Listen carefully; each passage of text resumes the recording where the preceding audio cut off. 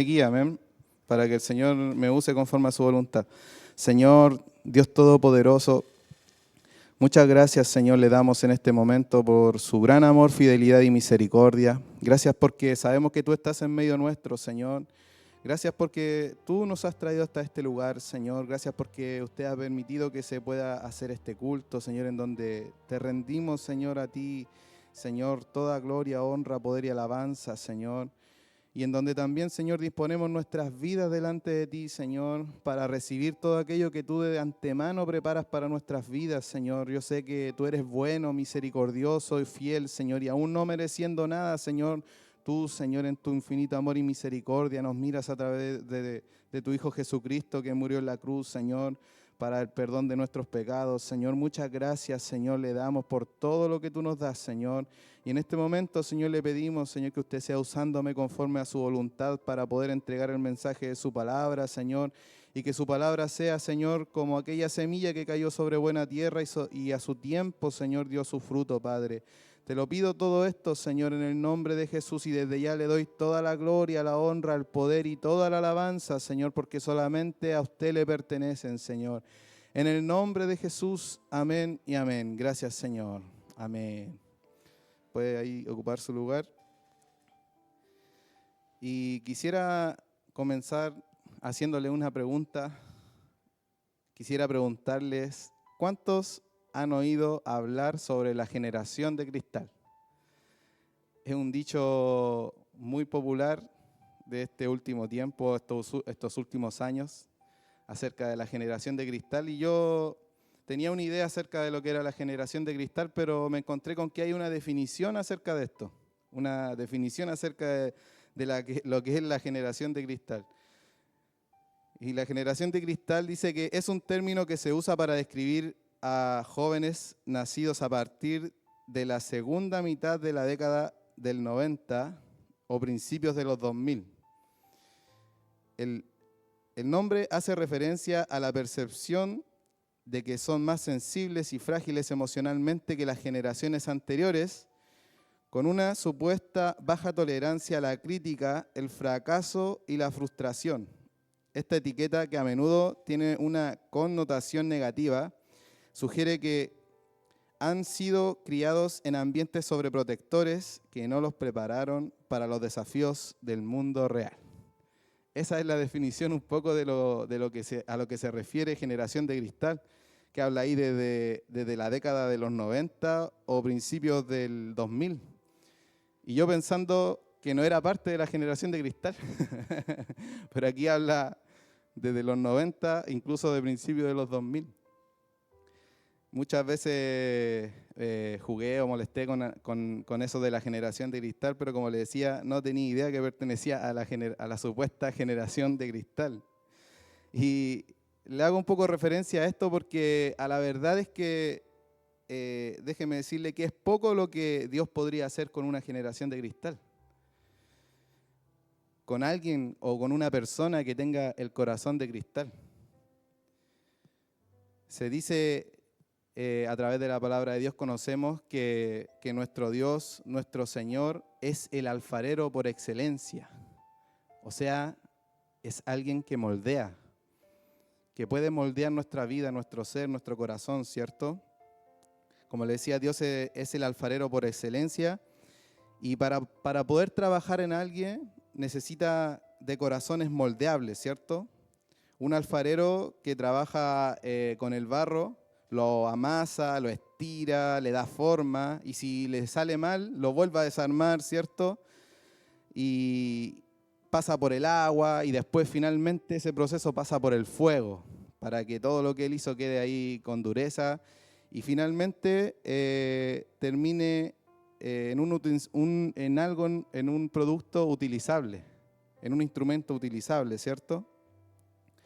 Y es lo que Dios quiere hacer con nuestras vidas. Quiere moldearnos. ¿Cuántos saben que Dios quiere moldearnos? Amén. Dios quiere moldear nuestras vidas. Quiere estirarnos, quiere doblarnos, quiere amasarnos para poder darnos forma conforme a su voluntad. Amén. Para poder crear con nuestras vidas un instrumento utilizable. Alguien, una persona, un hombre o una mujer que cumpla un propósito o un objetivo en específico. Eso es lo que el Señor quiere hacer en cada una de nuestras vidas. ¿Cuántos quieren que el Señor haga esto en su vida? Yo quiero que el Señor haga eso en mi vida, ¿ven? Y hay una promesa en la palabra de Dios que se cumple verdaderamente. En la palabra de Dios cuando dice que los que aman a Dios, todas las cosas le ayudan a bien. Esto es, a los que conforme a su propósito han sido llamados. Y aquí aparece una palabra que el pastor Grande muchas veces nos repetía, la palabra todo, ¿cierto? Como les decía, esta palabra dice, los que aman a Dios, todas las cosas le ayudan a bien. Todas las cosas. Entonces, cuando hablamos de todas las cosas, hablamos de cosas tanto buenas como cosas malas, ¿cierto? Entonces, todas las cosas que puedan suceder en nuestra vida, todos aquellos que amamos a Dios, las cosas ya sean buenas o ya sean malas, nos pueden ayudar para algo bueno, para cumplir el propósito que Dios tiene establecido en nuestra vida. ¿Amén? Y una de las cosas que el Señor ha tratado un poco en mi vida este último tiempo es acerca de las injusticias que vivimos en nuestra vida. ¿Cuántos de aquí han vivido alguna vez alguna injusticia en su vida? Yo creo que todos en este lugar hemos vivido alguna injusticia. Si usted está viviendo una injusticia, ahí está un abogado que lo puede ayudar. Nuestro hermano Felipe. ¿Amén? Pero yo sé, hermanos, que cada uno de nosotros hemos vivido injusticias en nuestra vida. Todos aquí en algún momento en algún momento de alguna o de otra manera hemos vivido injusticias en nuestra vida, ¿cierto? Todos hemos vivido cosas injustas, pero la pregunta que quisiera yo hacer, lo que el Señor nos hace en esta noche, es cómo reaccionamos o cómo respondemos en nuestra vida ante esas injusticias. ¿Cómo reaccionamos cuando vivimos algo injusto? Cada uno de nosotros sabemos cómo nos comportamos, ¿cierto? Y cómo reaccionamos ante las injusticias que puedan venir a nuestra vida. Y ante esta pregunta existen dos caminos, o existen dos opciones. O reaccionamos bien y somos moldeados a la imagen de Dios, o reaccionamos mal y seremos moldeados a la imagen de Satanás. Algo duro que nos habla el Señor, amén, en este momento. Entonces, en la palabra de Dios vemos a un hombre llamado David, que él se dice que era un hombre conforme al corazón de Dios. ¿Había oído usted eso? Que David era un hombre conforme al corazón de Dios. Pero este corazón conforme al corazón de Dios es el resultado de un proceso bastante complicado que tuvo este joven David en algún momento de su vida. No fue que este corazón ya estaba así y era así conforme al corazón de Dios, sino que fue, como le digo, el resultado de un proceso difícil que David vivió. Y justamente vemos que este corazón es moldeado en David por medio de la injusticia. Y vamos a leer la palabra que se encuentra en 1 Samuel, capítulo 18, versículos del 6 al 11.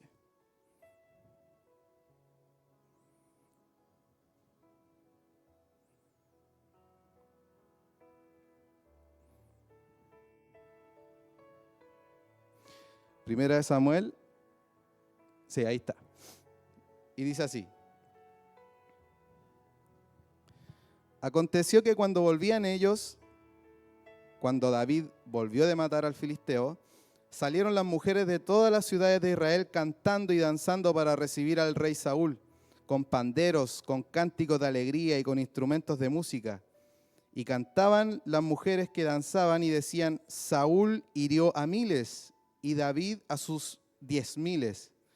Y se enojó Saúl en gran manera y le desagradó este dicho. Y dijo, a David dieron 10,000 y a mí 1,000.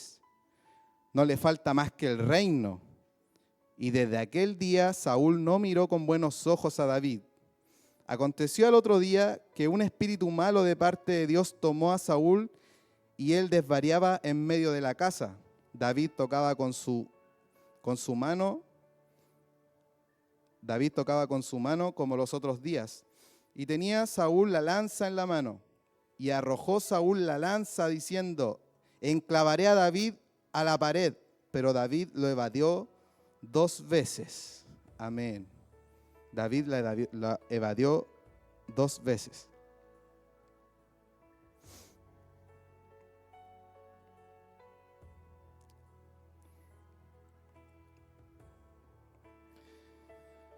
El Señor a través de su palabra promete que David iba a ser un rey por sobre todo Israel. Aun cuando él era muy pequeño, se dice que en un momento el profeta fue hasta la casa del padre de David y tenía que ungir a uno de sus hermanos. Y dentro de todos los hermanos, desde el más grande al más pequeño comenzó, y ninguno era el instrumento que el Señor había elegido, sino que era uno pequeño que estaba ahí apacentando y cuidando de las ovejas.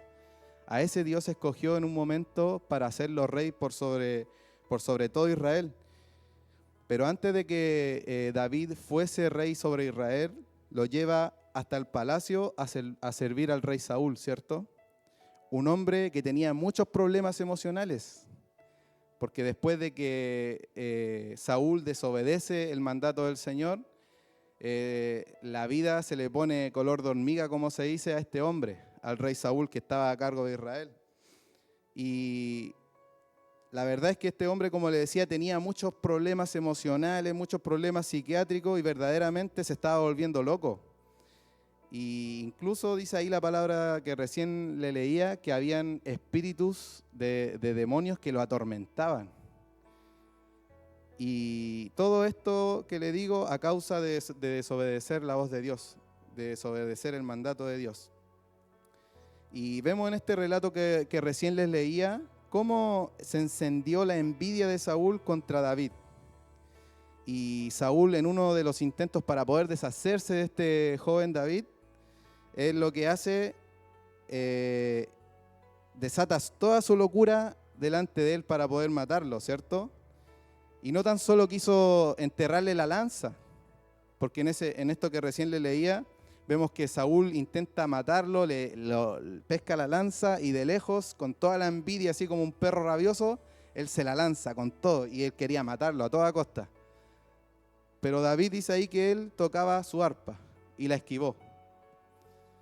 Sin embargo, toma de nuevo por segunda vez la lanza y de nuevo se la tira con todas sus fuerzas y él quería matarlo. Y no tan solo lo quería matar de esa forma, también se dice que el rey Saúl envía a David a la guerra para que lo mataran con ese propósito. Lo envía a la guerra, a morir. También mató el rey Saúl a varios sacerdotes que habían ayudado a David, porque no quería que nadie ayudara a David. A ese punto llegó en su locura este rey Saúl. Y también intentó matar a Jonathan, su propio hijo, porque Jonathan también ayudaba a David. Entonces, en su locura, en su rabia, en su envidia, en todo esto que había nacido en el rey Saúl, a causa de nada prácticamente, él quería matarlo a toda costa. Entonces, lo que David estaba viviendo en ese momento era una verdadera locura. Era una verdadera injusticia lo que David estaba viviendo en ese momento. Estaba tratando de escapar, estaba tratando de luchar por su vida. Se dice que escapó por todo Israel para que el rey Saúl no lo pillara ni lo matara. Entonces fue un momento de angustia, fue un momento de tristeza para David. Fue un momento de padecer de manera injusta porque él no le había hecho nada malo. Al contrario, le tenía mucho respeto a este rey. Le tenía mucha estima. David lloró, David se amargó, David quizás pataleó, quizás David oró, David clamó, pero sin embargo vemos que Dios no hace nada. Dios no hace nada para ayudar en esta causa al rey David, sino que sigue el curso de las cosas y David sigue atormentado, sigue perseguido por el rey Saúl. ¿Y cuántas veces nosotros en nuestra vida nos hemos visto quizás en este estado? ¿Cuántas veces nos hemos visto pidiéndole al Señor, Señor, por favor, haz algo? Por favor, Señor, haz algo. Esta persona que me está haciendo mal, la dejo en tus manos para que tú cobres venganza. Señor, haz algo. ¿Cuántas veces nos hemos visto en esto? Amén. Señor, hazme justicia. Pero muchas veces Dios no hace nada, así como lo vemos en la vida del rey David. Lo que estaba pasando con David es que Saúl era prácticamente el taller de modelado que tenía Dios para llevar a convertirlo en un hombre conforme a su corazón. O sea, el Señor estaba ocupando a Saúl para poder moldear la vida de David. Y por eso que vemos que Dios no interviene en esa situación que David tenía, sino que sigue el transcurso de las cosas. Y déjeme decirle que pasa muchas veces en nosotros, en nuestra vida, que Dios tiene un Saúl para cada uno de nosotros. Dios tiene un Saúl para nuestras vidas. ¿Y para qué? Para ser moldeados conforme a su corazón. Para transformarnos en hijos, en hijas, conforme a su corazón. Si no es por un loco maniático como Saúl, no tendríamos a David con un corazón conforme al de Dios. Y en conclusión, hermanos, podemos decir que en nuestra vida necesitamos a ese Saúl. Aunque parezca loco, aunque parezca descabellado, en nuestra vida necesitamos a ese Saúl. ¿Y quién es ese Saúl? Quizás tú te preguntas y quizás a lo mejor tú ya lo identificaste y en tu mente lo tienes en este momento identificado. ¿Quién es tu Saúl en tu vida? El Saúl en nuestra vida es esa persona que nos causa dolor, aquella persona que nos causa mal. Y ese Saúl se puede encontrar en nuestro trabajo, en tu colegio, en la universidad, en nuestra familia. Se puede encontrar en algún vecino, alguien tan cercano a nosotros que podría tirarnos la lanza y atravesarnos. E incluso podría ponernos una puñalada por la espalda. Ese Saúl muchas veces está en nuestra vida. Qué bueno y qué hermoso es tener amigos, ¿cierto? Por acá ya en nuestra iglesia yo tengo un grupo de amigos que nos juntamos, compartimos, tiramos la talla, lo pasamos bien y sanamente muchas veces jugamos, nos reímos, nos divertimos. Y eso muchas veces es algo que llena nuestro corazón, el compartir con amigos, con hermanos, ¿cierto? Pero sin embargo, el caso contrario, tener enemigos injustamente es algo que se ve muy feo, ¿cierto? Y es algo que quizás no nos agrada.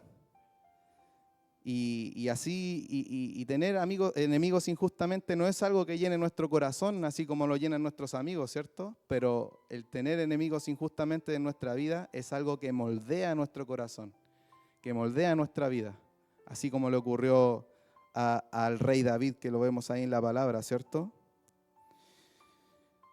Pero déjeme decirle que hay algo que necesitamos saber, y es cómo nosotros respondemos ante las injusticias de nuestros enemigos. ¿Cómo usted reacciona ante las injusticias que podamos recibir de nuestros enemigos? El cómo nosotros respondamos a esto va a dictaminar si nuestro corazón se va a moldear para bien o se va a moldear para mal.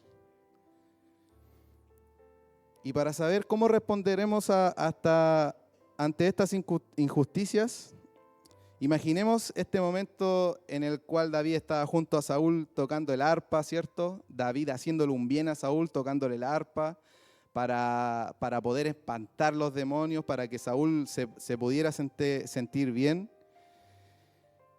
Imaginemos este momento donde David tocaba el arpa. Tuvo que haber tocado muy bien el arpa, ¿cierto, David?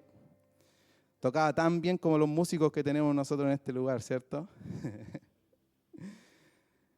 Pero déjeme decirle que los demonios no huían de Saúl por lo bien que tocaba David, sino que porque David tenía la unción del Espíritu Santo en su vida. ¿Ven?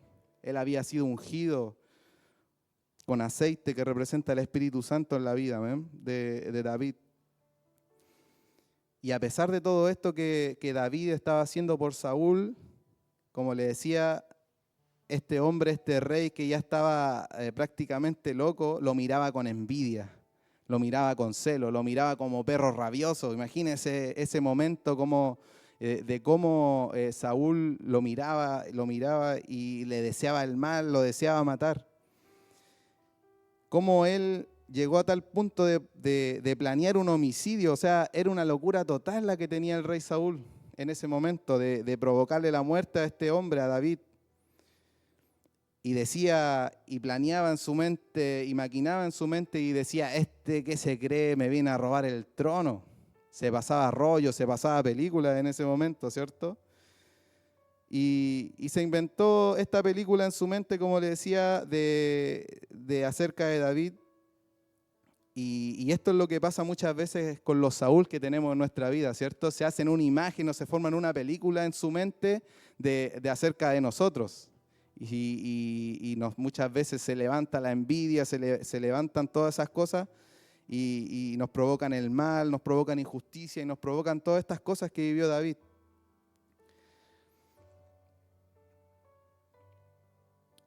Y en eso estaba Saúl, hermanos, cuando enrabiado toma una de sus lanzas, ¿cierto?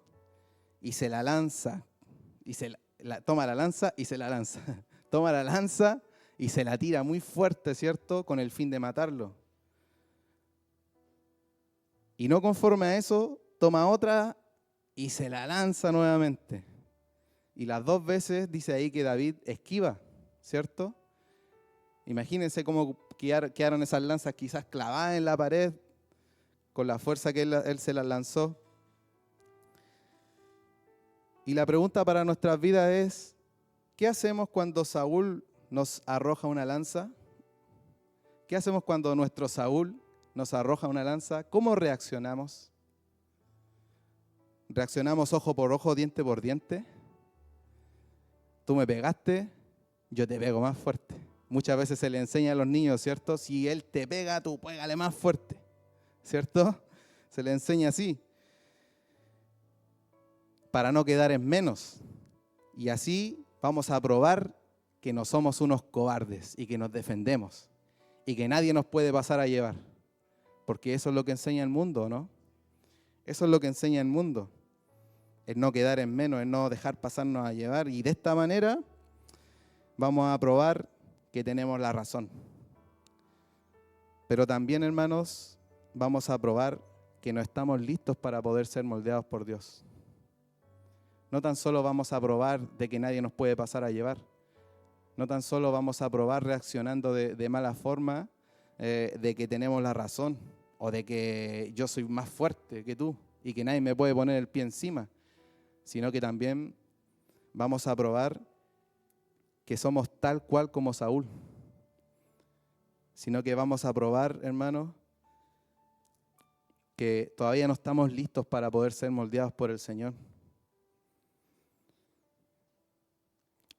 Eso vamos a probar si tomamos la lanza y la mandamos de vuelta.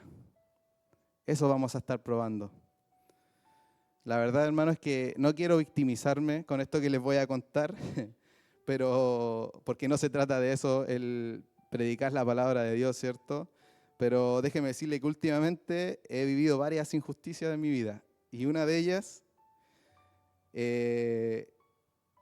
una de estas injusticias que he vivido últimamente, es un caso que ocurrió en nuestro nuevo hogar donde vivimos ahora. Yo sé que muchos saben la situación que en un momento vivimos ahí en nuestro hogar, en donde, para contarle así como muy, muy resumidamente, provocaron un daño estructural en el tercer piso y a raíz de esto sufrimos las consecuencias nosotros. O sea, tuvieron que llenar de alzaprima abajo para que no se vaya a caer el edificio durante muchos días, y la verdad es que fue algo súper agobiante, súper triste, en donde en el momento dan ganas de tomar venganza por uno mismo, ¿cierto? Cuando vivimos situaciones así, situaciones injustas en nuestra vida, dan ganas de tomar aquella lanza que fue tirada a David con toda la fuerza y poder mandarla de vuelta, ¿cierto? Y en ese momento, quizás con rabia, quizás con enojo, uno dice, voy a hacer esto otro, y planea y maquina la mente muchas veces, ¿cierto?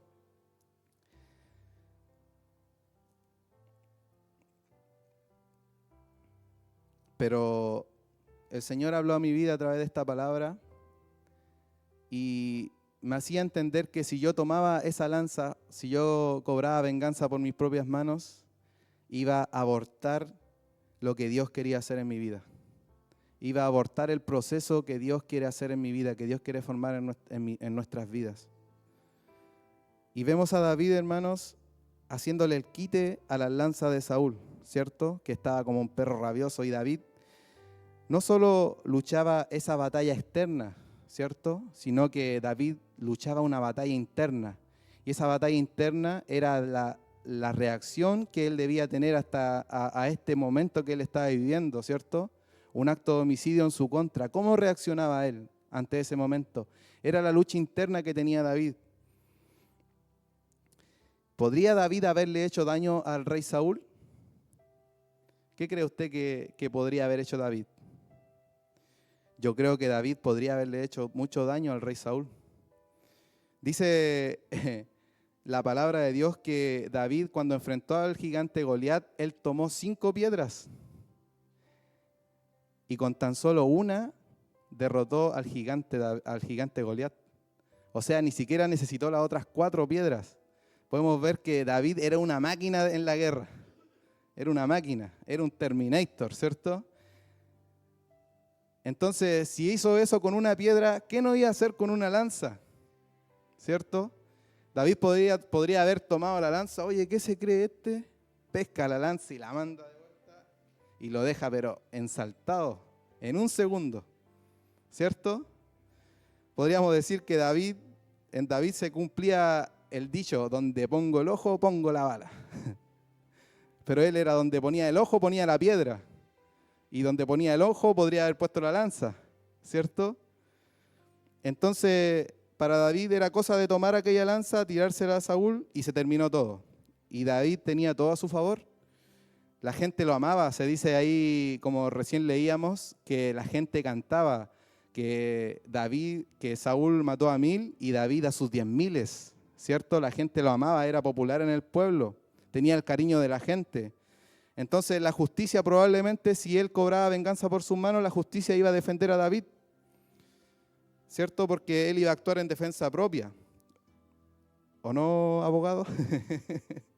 Él iba a actuar en defensa propia en ese momento. Entonces iba a tener la ley a su favor, ¿cierto? Y podría haber ocupado el puesto ahí, el trono en el pueblo de Israel. Al día siguiente, Saúl muerto y David sentado en el trono como rey sobre Israel. Pero ese rey no iba a ser un rey conforme a lo que Dios quería, conforme al corazón de Dios. Amén. Entonces, lo que libró David en ese momento no fue tan solo una batalla externa, sino que él batalló una pelea interna, ¿cierto? Y ahí Dios probaba si él podía vencer al enemigo que estaba dentro de él. Y David supo elegir la verdadera batalla, ¿cierto? La batalla interior.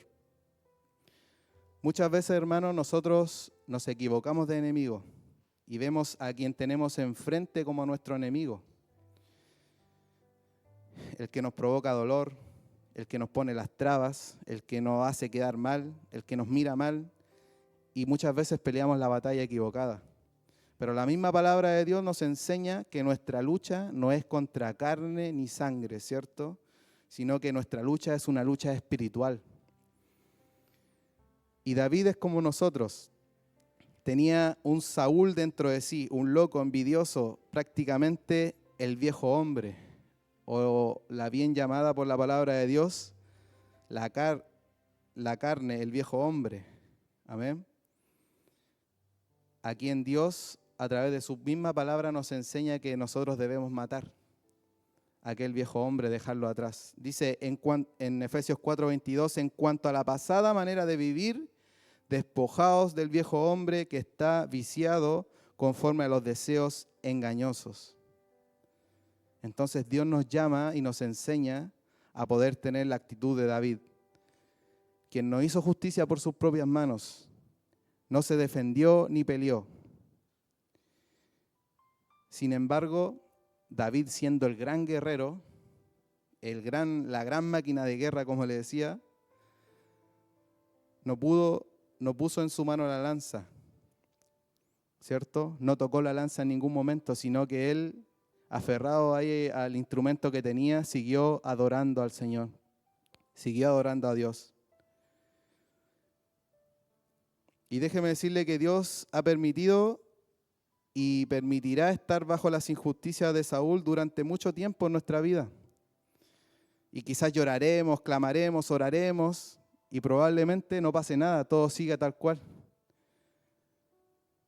Pero cuando nosotros decidimos luchar la verdadera batalla, esa batalla interna, ese Saúl muere dentro de nosotros. Y muere cuando en medio de todas aquellas injusticias seguimos adorando a Dios, así como lo hizo David con su arpa. Cuando no hacemos justicia por nuestras propias manos, cuando no pagamos el mal por mal. La misma palabra del Señor nos enseña en Romanos 12:19, no os venguéis vosotros mismos, amados míos, sino dejad lugar a la ira de Dios, porque escrito está, mía es la venganza, yo pagaré, dice el Señor, en Romanos 12:19. Entonces, hermanos, cuando nos vengamos por nuestra propia cuenta, el Señor dice, ok, ¿quieres hacerlo tú? Entonces hazlo a tu manera. Y Él se hace a un lado. Y las cosas no salen bien. Las cosas salen peor cuando nosotros hacemos las cosas a nuestra manera y no conforme a la voluntad de Dios. Amén. Es así, o metemos la mano en el asunto o confiamos en la mano de Dios.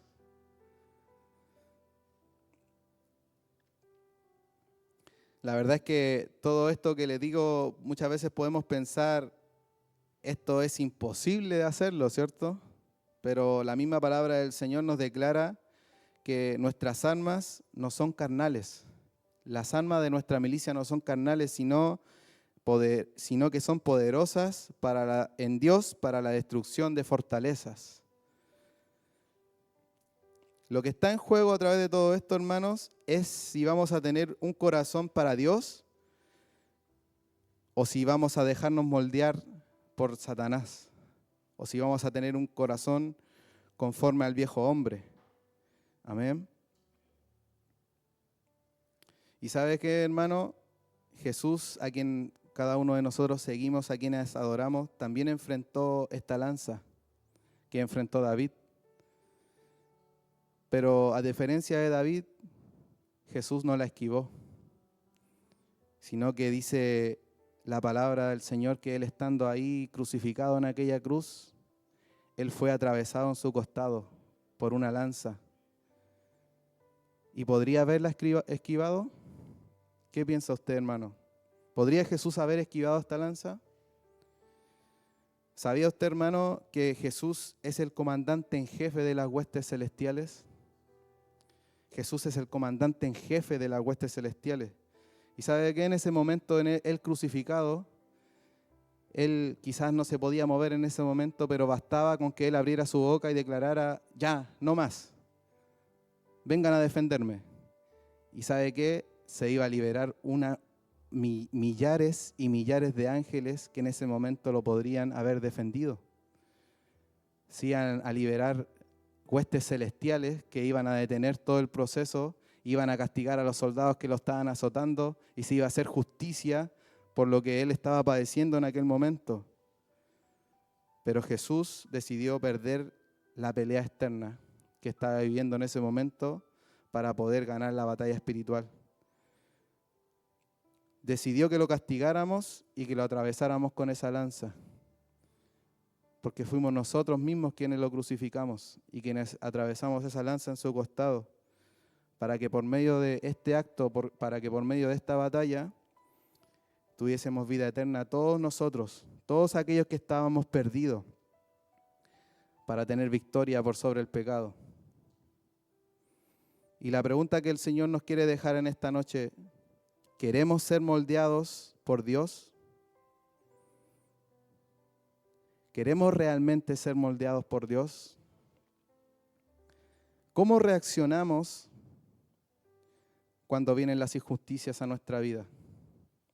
¿Reaccionamos como reacciona el mundo? Y Dios nos pregunta nuevamente, ¿queremos ser verdaderamente moldeados por Dios? Déjeme decirle, hermano, que Dios quiere marcar la diferencia en nuestra vida, para que podamos ser luz en medio de tinieblas, para que el poder de Dios se manifieste en nuestra vida, para poder ser instrumentos útiles en sus manos. Dios quiere moldearnos. Y por eso es necesario padecer por estas injusticias, así como lo padeció David, para poder ser un rey conforme al corazón de Él y poder reinar con justicia sobre todo Israel. Dios quiere transformarnos en cosas que no imaginamos. David era un pastor de ovejas y terminó siendo rey por sobre todo Israel. Para Dios no hay límites. Muchas veces los límites los ponemos nosotros mismos, y Dios quiere transformar nuestra vida. Él quiere moldear nuestra vida porque Él quiere hacer grandes cosas con nosotros, cosas que no nos imaginamos. Usted dice, ¿cómo el Señor me va a poner en algo importante? No me va bien en el colegio. ¿Cómo el Señor puede lograr conmigo algo así? Para Dios no hay nada imposible. Porque nosotros nos limitamos, pero Dios no tiene límites. ¿Queremos ser moldeados por Dios? Yo quiero ser moldeado por Dios, amén. Que el Señor bendiga su vida, que el Señor bendiga su palabra, amén. Este ha sido el consejo que el Señor ha traído a nuestra vida, amén. Y vamos a orar para que Dios nos ayude, amén. Para que Dios nos ayude en todo lo que vivamos en nuestra vida, amén. Señor, presentamos nuestras vidas delante de ti, dándole las gracias, Señor, por todo lo que tú nos das, Señor, por todo lo que usted nos entrega, Señor, por todo lo que vivimos en nuestra vida, Señor, confiando y creyendo, Señor, en su palabra, en sus promesas, Señor, que usted tiene para cada uno de nosotros. Le damos las gracias, Señor, porque usted ha sido bueno, Señor, a pesar de todo, Señor, lo que nosotros hemos hecho, Señor, a pesar de todo aquello, Señor, que ha ido en contra de tu voluntad, Señor, tú aún perseveras, Señor, en nuestras vidas, Señor. Y en esta noche, Señor, hemos escuchado tu palabra, Señor, hemos oído tu palabra, Señor, y queremos, Señor, pedirte, Dios, en esta hora que podamos ser moldeados por ti, Señor, que podamos ser moldeados por ti, Señor, Dios Todopoderoso, Señor. Toma, Señor, dominio y control de nuestra vida, de nuestra mente y de nuestro corazón, Señor. Llévate, Señor, todo pensamiento carnal de nuestra vida, todo pensamiento contrario a ti, Señor. En el nombre de Jesús, Señor Dios Todopoderoso. Llévate, Señor, de nuestra vida, de nuestra mente, el querer demostrar, el querer ser más que lo otro, Señor. Llévate de nuestra vida, Señor, el querer aparentar, Señor. Llévate de nuestra vida, Señor, Padre, todo ego, Señor, de nuestro ser, Señor, y que por sobre todas las cosas, Señor, persevere, Señor, en nuestro corazón y nuestra mente, el hacer tu perfecta voluntad, Señor, el querer, el anhelar ser moldeados por ti, Señor. Padre, porque sé que tú tienes grandes propósitos con cada uno de tus hijos, Señor, que está en este lugar, aquellos que escuchan, Señor.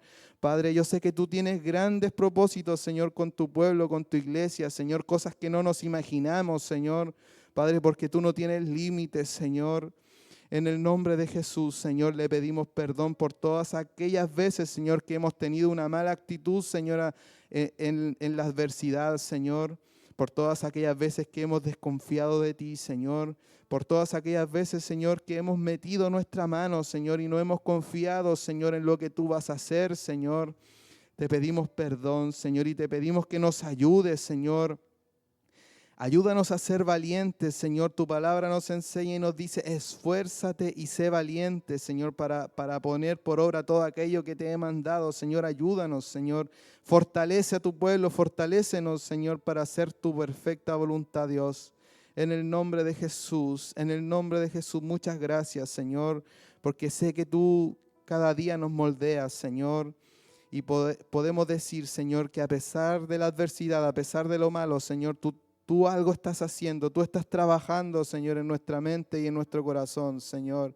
En el nombre de Jesús, muchas gracias, Señor. Gracias, Padre, gracias, Hijo, y gracias, Espíritu Santo. Señor, te damos toda la gloria, el poder, la alabanza, Señor, solamente a usted le pertenece, Señor. Y en esta hora, Señor, te rendimos toda la gloria a ti, Dios. Y también queremos ir delante de su presencia.